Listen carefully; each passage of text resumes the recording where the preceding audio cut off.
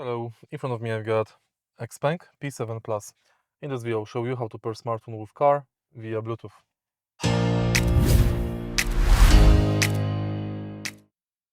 In the beginning, take a look at the screen display, go to Settings, Device Connection and enter Bluetooth. Now, on your smartphone, enter Bluetooth settings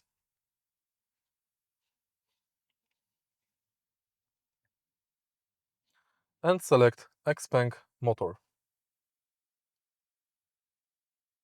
Confirm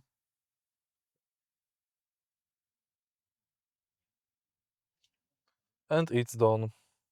You can now connect Apple CarPlay. If you find this video helpful, please leave like, comment and subscribe.